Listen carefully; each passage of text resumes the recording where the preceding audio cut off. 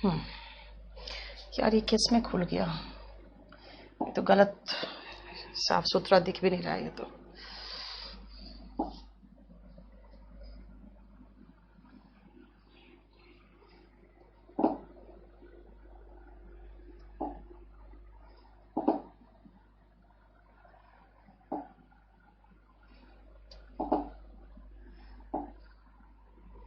किस में था ये?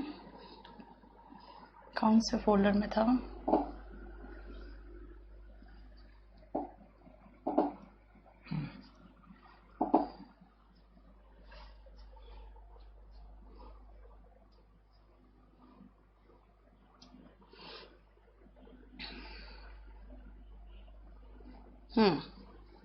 चलिए, हम 14 तक कर चुके थे। क्या पूछे हो दीपक?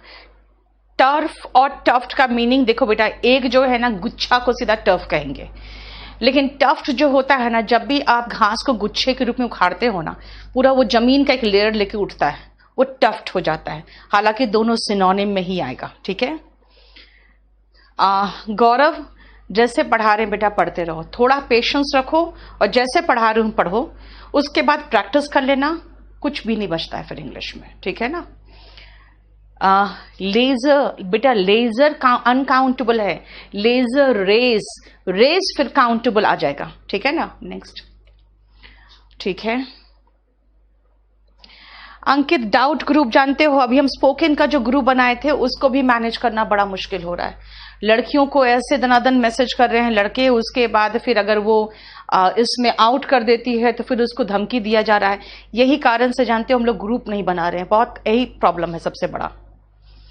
देखो नेक्स्ट, प्रैक्टिस के लिए मनीष दे देंगे, रुक जाओ ना बेटा। एयर होस्टेस होगा ना बेटा। एयर का मतलब यहाँ पे एयर का मतलब तो एडजेक्टिव हो गया, हालांकि है तो नाउन, लेकिन होस्टेस कैसी होस्टेस? जो हवा में होस्ट करती है आपको, यानी कि एयर यहाँ पे एडजेक्टिव का काम कर रहा है। सम पीसेस ऑफ गार्बेज, काहे को पीसेस ऑफ गार्बेज कर रहे हो? हीप्स ऑफ गार्बेज होगा, ठीक है, ठीक है, चलेगा। स्पेक्स ऑफ गार्बेज होगा, आर हो जाएगा फिर, क्योंकि यहां पे पीसेस की बात कर रहे हो। अनंत, नेक्स्ट। गौरव, अभी तो न्यू प्रैक्टिस बैच नहीं आएगा, अभी जो प्रैक्टिस बैच चल रहा है उसमें एडमिशन लेना चाहते हो ले लो, आप शुरू से वीडियो देख लेना। Actual job involves a lot of administration, my friends job involves, ठीक तो है। राकेश, डिस्क्रिप्टिव बाइलिंगुअल ही पढ़ाती हूँ राजमोहन, लेकिन लिखवाती हूँ तो फिर इंग्लिश में लिखवाऊंगी ना, क्योंकि उसका एग्जैक्ट ट्रांसलेशन हिंदी में नहीं हो सकता। नेक्स्ट, प्रीतम का प्रॉब्लम देखो क्या है। कुणाल, जीएस का बैच इसलिए थोड़ा सा डिले किया ना, क्योंकि लॉकडाउन अभी खुला है जाके यहाँ पे, और हमारा बोर्ड जाके वहां पे आज लगा है। ये तो लॉकडाउन में हमको मिल गया, कहीं से लगवा लिया हमने, नहीं तो उसके चक्कर में प्रॉब्लम हो गया। दूसरी बात एक चीज और है, मेरा बैच आ रहा है 10 तारीख को, नया बैच, तो उसके साथ आगे पीछे ही स्टार्ट करना चाह रहे थे, इसलिए थोड़ा सा कर दिया हमने। इनकम टैक्स रिटर्न्स होता है, इनकम टैक्स रिटर्न्स, क्योंकि रिटर्न्स का मैंने अमन बताया आपको, रिटर्न का मतलब वापस आना होता है, रिटर्न्स नाउन है। लेखा जोखा की बात जो कहा था मैंने। लोकेश का भी देख लेना। Next, tips for SBI PO, अभी वेट करो बेटा, एसबीआई पीओ का अलग से हम जो प्रैक्टिस चलाएंगे तभी। अभिषेक ये मेरे फादर के नाम पे है, कृष्णदेव मेरे फादर का नाम है था, तो केडी कैंपस उन्हीं के नाम पे। राइटिंग करा दीजिए। चलो मेघना, इस बार तो क्लोज टेस्ट वगैरह मत लो बेटा, थोड़ा सा रुक जाओ आप लोग, क्लोज टेस्ट करा दूंगी मैं, संडे क्लास लगा दूंगी क्लोज टेस्ट वगैरह का। नेक्स्ट, रविकांत, पूरा केडी लाइव मेरा इसलिए नहीं हो सकता है क्योंकि केडी कैंपस ऑफलाइन है, ऑफलाइन मैनेजमेंट में कर लेती हूँ। ऑनलाइन में एक बहुत बड़ा पोर्शन या इसमें ऐप में और ऑनलाइन में दूसरों के पास रहता है, इसलिए इसमें हम सिर्फ कंटेंट्स का पार्टनर है, बाकी पार्टनर कोई और है। आपका प्रैक्टिस बैच बेटा, प्रैक्टिस बैच रिकॉर्डेड भी ले लो, वही सेम चीज है, क्वेश्चन पेपर ये प्रीवियस ईयर का। शिवम, आप लोग का बैच का वैलिडिटी मैं देखना पड़ेगा बेटा, लेकिन आप लोग टेंशन मत लो, अभी तो प्रैक्टिस करो। आपसे बात करना है, मुझे कुछ समझ में नहीं आ रहा कैसे पढ़ूं बेटा, चैप्टर वाइज पढ़ो ना जैसे पढ़ा रही हूं मैं अभी। अजीत, इतनी हड़बड़ाने की जरूरत नहीं है। अगर आप अभी ज्वाइन किए हो तो अब बहुत हड़बड़ाओ मत। पुराने स्टूडेंट हो तो हड़बड़ा सकते हो, ऐसे पुराने स्टूडेंट्स को समझ में आ गया कैसे पढ़ाना है। अब चलो मुझे पढ़ाने दो थोड़ी देर। सुनो, मैंने इसमें 14 नंबर कंप्लीट कर दिया था, 15 में आओ। Fate, fateful, fatal and fatalist. देखो आवाज आ रही है, सब कुछ ठीक है? जरा एक बार चेक कर लो, कहीं आगे पीछे कुछ तो नहीं है। चेंज करो। सिजर्स का मीनिंग कैची होता है बेटा। कैडेवर का मीनिंग होता है वो लाश, वो डेड बॉडी जिस पर एक्सपेरिमेंट वगैरह करके डॉक्टर्स करते हैं और डॉक्टर्स बनते हैं। करिश्मा, आज क्लास होगा मेरा यूट्यूब में, वॉल्यूम 2 केडी पब्लिकेशन में है। दीपक देख लो आप, बिल्कुल है। नेक्स्ट नेक्स्ट, चलो अब बाद में देखते हैं। आओ, साउंड नहीं आ रहा, जरा एक बार चेक कर लो मेरा साउंड तो है ना। मनीष, सबका कमेंट शो हो रहा है। शशांक, गेल का मतलब तेज हवा है, स्टॉर्म का मतलब एकदम तूफान है, ठीक है। A friend of my wife नहीं होगा, a friend of my wife's friend होगा। हाँ, a friend of my wife's हो जाता है बेटा, गरिमा, है ना। चेंज। रीजनिंग का बैच भी बेटा उसी समय शुरू हो रहा है। आज सारा का सारा मैंने फेसबुक में शेयर किया है, देख लेना। चलिए अब सुनो ध्यान से। फेट का मतलब होता है किस्मत। किस्मत का मतलब आप समझते ही हो, भाग्य जिसकी बात करते हैं। लेकिन भाग्य के बारे में बताने वाला जो होता है वो ज्योतिषी होते हैं, जिसको हम लोग पामिस्ट कहते हैं ना, पामिस्ट्री उससे रिलेटेड होता है, कायरोमैंसी उससे रिलेटेड होता है। लेकिन जो भाग्य पे विश्वास करता है उसकी बात करोगे तो फेटलिस्ट होगा। इसका मतलब फेट मतलब भाग्य, भाग्य पे विश्वास करने वाला फेटलिस्ट है ना, यानी कि भाग्यवादी, जो भाग्य पर विश्वास रखता हो। और फेटफुल का मतलब क्या है? जैसे कहोगे ऑन दैट फेटफुल नाइट। ध्यान रखना, जैसे मैंने कहा ऑन दैट फेटफुल नाइट, यानी कि फेटफुल एडजेक्टिव हो गया, है ना, फेटफुल एडजेक्टिव हो गया। लेकिन खुद सोचो ऑन दैट फेटफुल नाइट आगे मैं क्या बताने वाली हूं। तो हमेशा ध्यान रखना, जब भी ऐसी शुरुआत कोई करे समझ जाना आगे कोई गलत खबर देने वाला है। इसका मतलब है दुर्भाग्यपूर्ण, having serious result in negative way, दुर्भाग्यपूर्ण, ठीक है। और अगर मैं कहूं फेटल एक्सीडेंट, इसका मतलब हो गया घातक, डेडली, और हैजार्डस देख लो, घातक। इसका मतलब फेट का मतलब भाग्य, जो भाग्य पे विश्वास करता है वो क्या है? फेटलिस्ट है। इसे क्वेश्चन आता है वन वर्ड सब्स्टिट्यूशन में, one who believes in destiny. Destiny word देगा, फेट नहीं देगा, क्योंकि फेट देगा तो फेटलिस्ट तो सब बोल देगा। लेकिन याद रखना, जो भाग्य पे भरोसा करते हैं वो दो तरह की चीजों पर विश्वास करते हैं। एक तो वो एस्ट्रोलॉजी, जो मैंने पहले ही बता दिया आपको, इस पर विश्वास करते हैं, यानी कुंडली वगैरह दिखवाएंगे। और नहीं तो वो अपने हाथ का रेखा दिखवाते हैं, जिसको पामिस्ट्री कहते हैं। और हाथ के रेखा की पढ़ाई, यानी की को दिखाना, वो जो होता है ना, जिसको कहते हैं हस्तरेखा विज्ञान, उसको ये कहते हैं पामिस्ट्री एंड कायरोमैंसी। ये दोनों है हस्त रेखा विज्ञान। ऐसे भी कायरो जो है ना, वो रूट है हाथ का। पाम तो समझते हो, इसको पाम कहते हैं। और एस्ट्रोलॉजी जो होता है वो ज्योतिष शास्त्र होता है।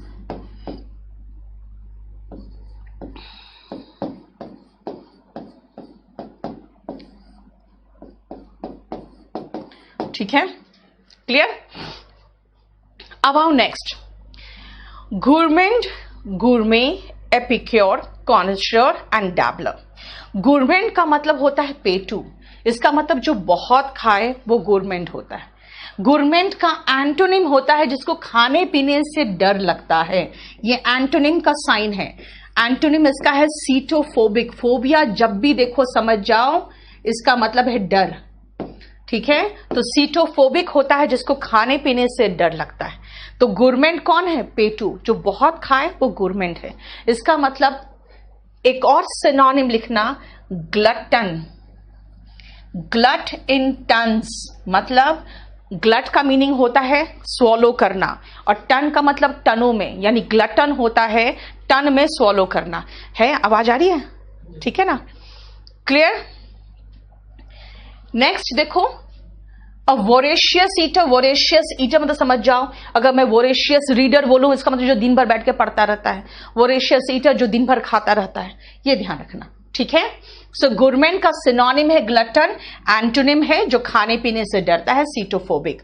गुरमे कौन है? गुरमे में टी साइलेंट है, गुरमे कहा, गुरमेट नहीं कहा मैंने। गुरमे कौन है?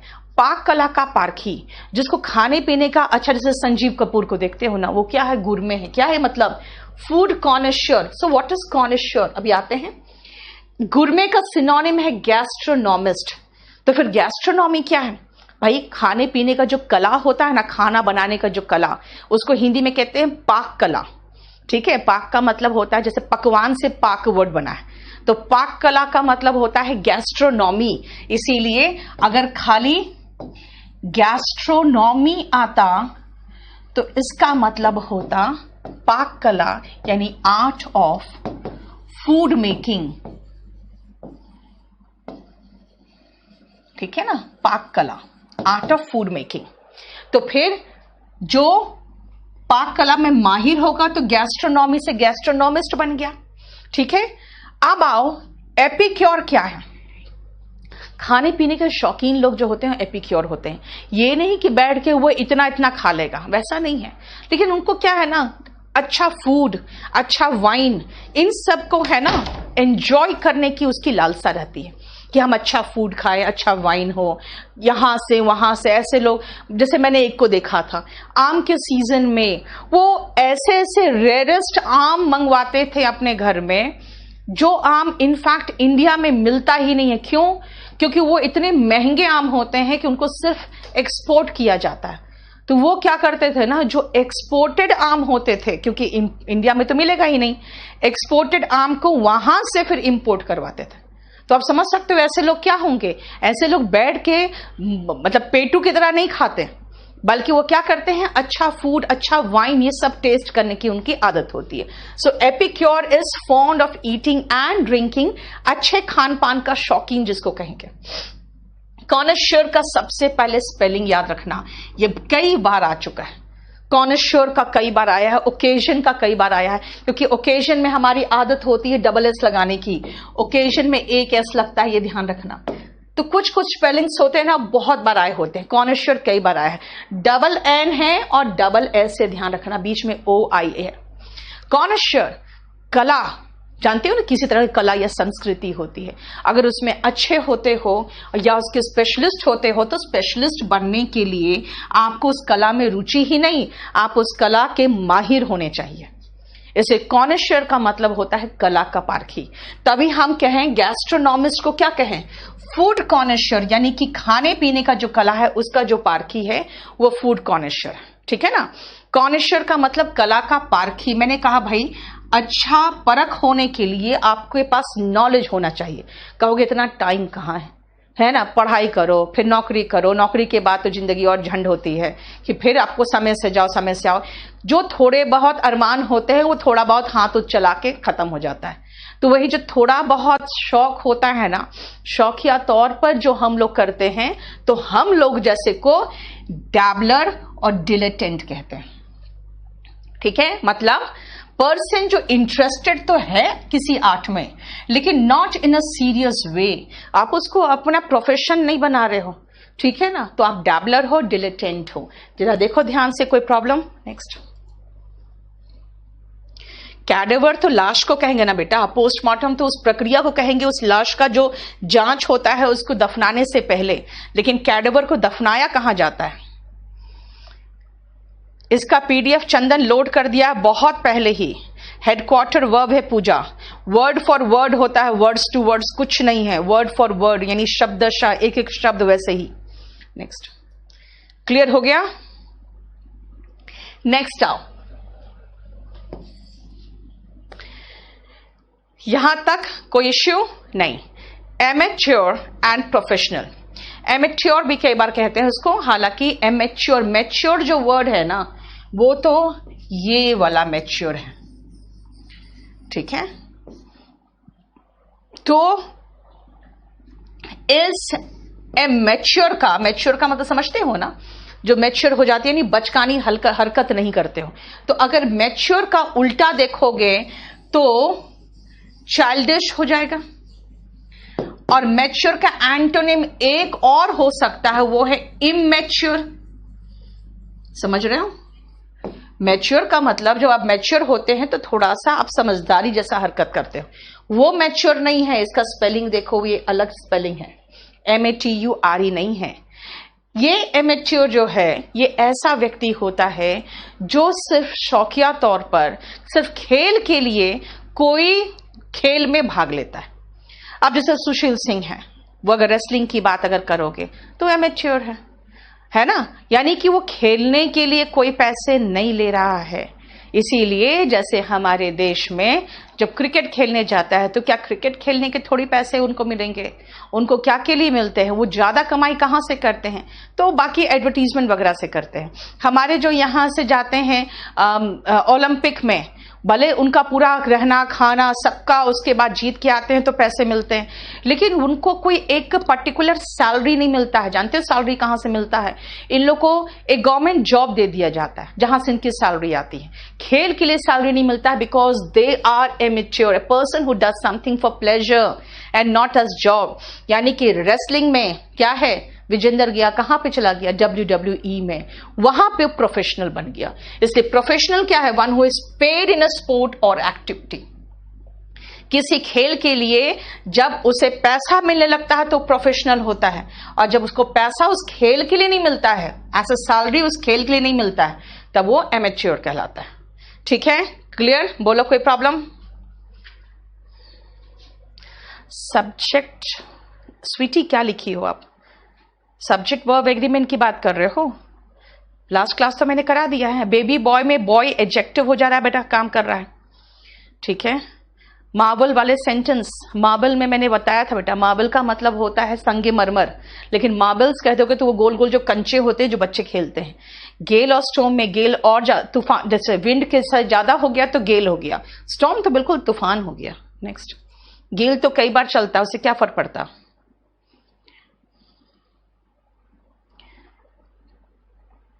पंछी मैं सब कुछ दूंगी, आप लोग इतना टेंशन मत लो। ये तो आप लोग याद ही नहीं किए हो अभी तक, पता नहीं क्या मांग रहे हो यार आप लोग। One who knows many languages polyglot होता है। ठीक है, आ जाओ, मिटा दूं इसको। नेक्स्ट, इन्वेंशन और डिस्कवरी, जो चीज पहले से मौजूद है उसको बस खाली खोज के निकाला गया, वो क्या है? वो डिस्कवरी है। जैसे सोना भाई पहले से था, भले एलॉय, भले जो उसमें रहते हैं आपके क्या कहते हैं उसको, जमीन में रहते हैं, in the form of other things रहते हैं, ठीक है ना, they are extracted from the ore, ORE, ore होता है वो, उस ओर से एक्सट्रैक्ट किया जाता है। लेकिन था ना पहले से, हैवी मेटल पहले से था, सब कुछ जो चीजें पहले से धरती पर थी बस उसको एक्सट्रैक्ट करके अलग किया गया है, तो वो क्या हुआ है? डिस्कवरी हुआ है। लेकिन फैन हो, AC हो, ट्यूबलाइट हो, बल्ब हो, ये सब क्या है? ये सब पहले से मौजूद नहीं था, इनको नया नया बनाया गया। तो पहली बार उसको बना इस धरती में, पहली बार वो दिखा है। और दिखा भी कैसे है? जब कुछ मिला के बनाया गया तब दिखा है। इन्वेंशन होता है आविष्कार, और डिस्कवरी होता है खोज, है ना। इन्वेंट और डिस्कवर वर्ब का फॉर्म होगा। जेलसी और एनवी में आओ, सुनो ध्यान से, हिंदी में भी समझ में नहीं आएगा क्या है, इंग्लिश में भी समझ में नहीं आएगा क्या है। एनवी और जेलसी दोनों का मतलब जलन है, लेकिन बहुत बारीक डिफरेंस है। ये डिफरेंस है कि अगर कोई चीज आपके पास है और आपको डर लग रहा है कि कहीं मेरे से हाथ से निकल ना जाए, तो जलन होती है। और जो जलन होती है, जैसे कोई देख रहा है उसे, कोई उससे बात कर रहा है, आपको लग रहा है कहीं मेरे हाथ से ना निकल जाए, उसके साथ ना चली जाए, तो वो क्या है? वो जलन है। कौन सा जलन? जेलसी वाला जलन। क्वेश्चन आया था, ग्रीन आइड मॉन्स्टर, मॉन्स्टर मतलब राक्षस, ग्रीन आइड मॉन्स्टर, और यही अंडरलाइन था, strikes a women the moment she sees her husband talking to another women. कि ग्रीन आइड मॉन्स्टर स्ट्राइक करता है, प्रहार करता है एक वुमेन पर, महिला पर, जब वो देखती है अपने पति को किसी और लड़की से बात करते हुए, किसी और वुमेन से बात करते हुए। तो समझ में आ गया ग्रीन आइड मॉन्स्टर का मतलब जलन है, क्योंकि हस्बैंड किसी और महिला से बात करा तो महिला को क्या होगा, जलन ही तो होगा। लेकिन हुआ क्या, वहां पे दो ऑप्शन था, एनवी एंड जेलसी। बस कंफ्यूज कर गए बच्चे। जेलसी होगा, क्यों? क्योंकि यहां पर उस महिला का पति है, उसका अपना प्रॉपर्टी है, वो खोने से डरती इसलिए जलती है ना। और एक ओनिडा का एडवर्टीजमेंट सुना होगा, बहुत पहले था, आज तो एटलस साइकिल भी बंद हो गया, पता है ना आपको। गाजियाबाद में एटलस साइकिल में आज ताला लग गया और करीबन 2000 मजदूर वहां से सब बेरोजगार हो गए। और एटलस साइकिल ने सीधा कह दिया हमारे पास पैसे ही नहीं है।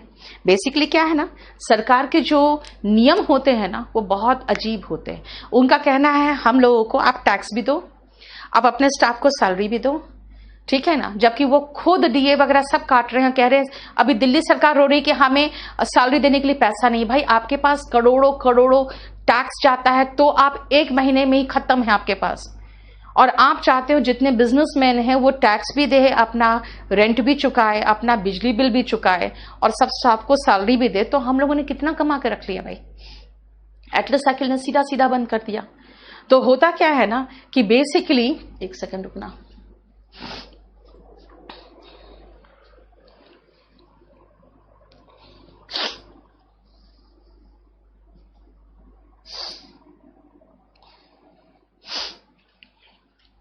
तो ओनिडा का पहले आता था टेलीविजन और उसमें होता था एक एडवर्टीजमेंट होता था, नेबर्स एनवे, एनवी नहीं बोलना, ठीक है ना, नेबर्स एनवे ओनर्स प्राइड, यानी कि नेबर्स पड़ोसियों को जलन होती है और ओनर्स को प्राइड यानी गर्व महसूस होता है।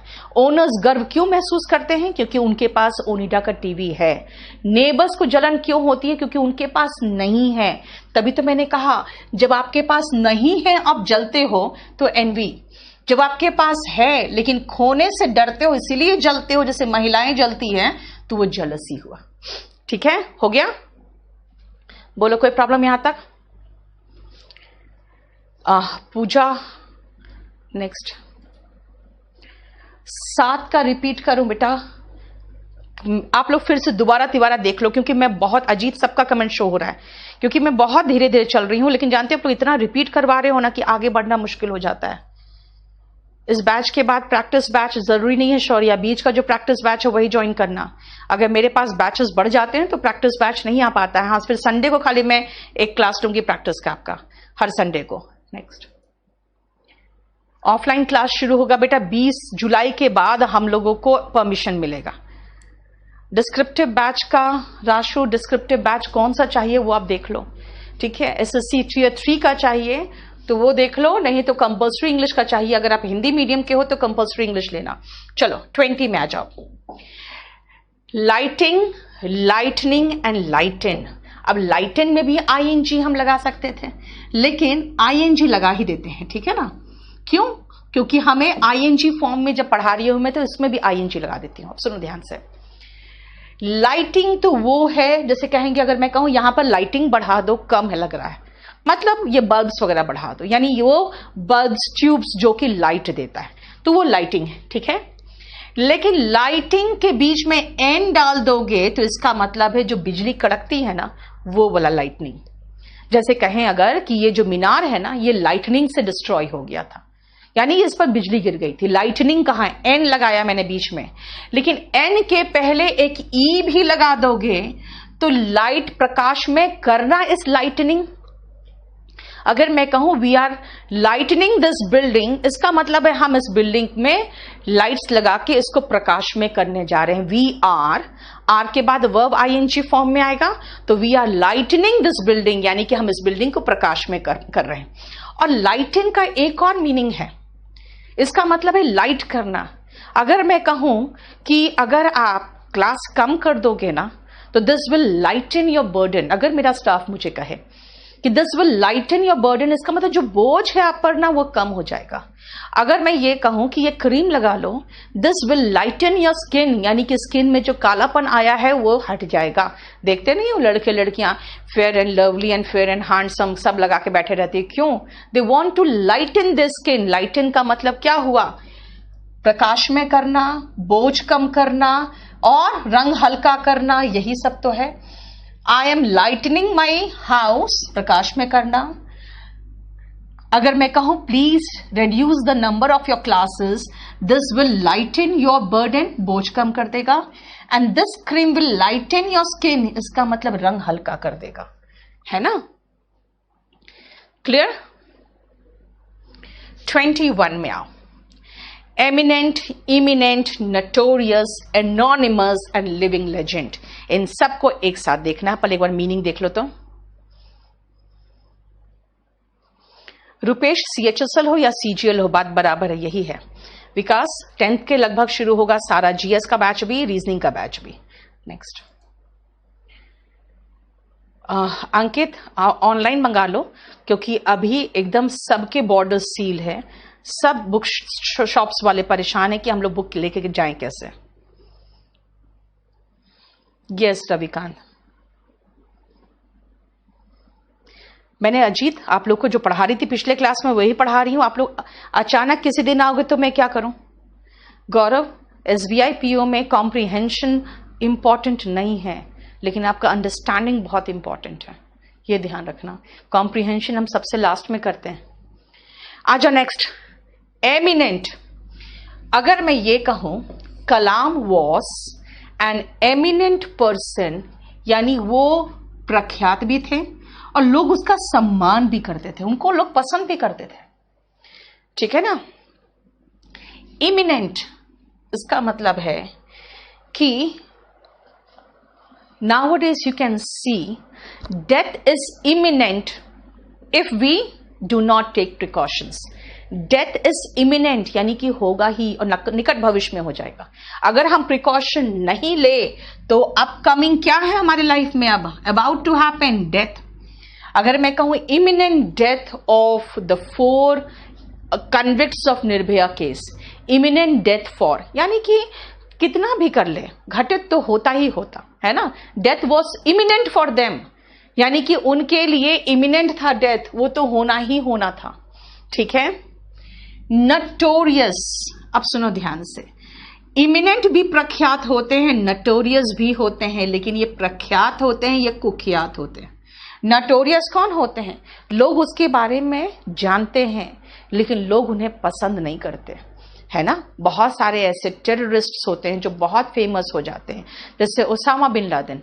He was very famous, but people really hated him. So he was a notorious, you can say, terrorist.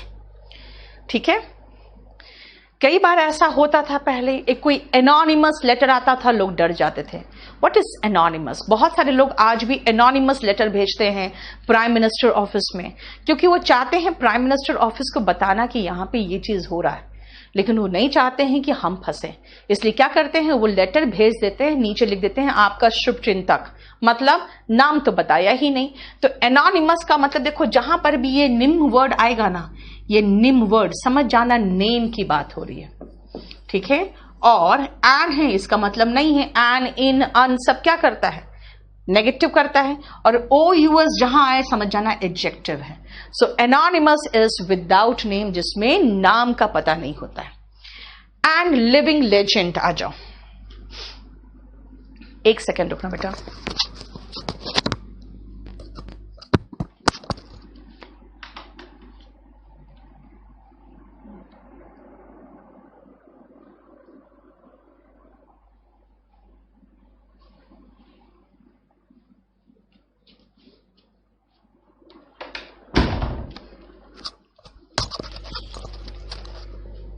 अब आओ लिविंग लेजेंड, बहुत ध्यान से समझना लिविंग लेजेंड क्या है। लेजेंड जो है ना, अगर खाली लेजेंड का मीनिंग पूछोगे तो वो कहानी होता है। कैसा कहानी? जिसकी प्रामाणिकता सिद्ध नहीं हो। मतलब अब देखो, हम लोग है ना, अपने हिंदू धर्म की भी जो कहानियां है ना, अधिकतर कहानियों को लेजेंड में रख दिए हैं। क्यों भाई? 5,000 10,000 साल पुराना अगर हम इतिहास तलाशेंगे तो नहीं मिलेगा। लेकिन वो कहानियां तब से चली आ रही है, तो इसका मतलब उसकी कहानियों की प्रामाणिकता सिद्ध नहीं हो सकती। अगर सिद्ध नहीं हो सकती तो इसका मतलब उसको लेजेंड में रख दिया जाता है। यानी लेजेंड का मतलब है ऐसी कहानियां जिसकी प्रामाणिकता सिद्ध नहीं हो सकती, हालांकि चाहो तो सिद्ध हो सकती।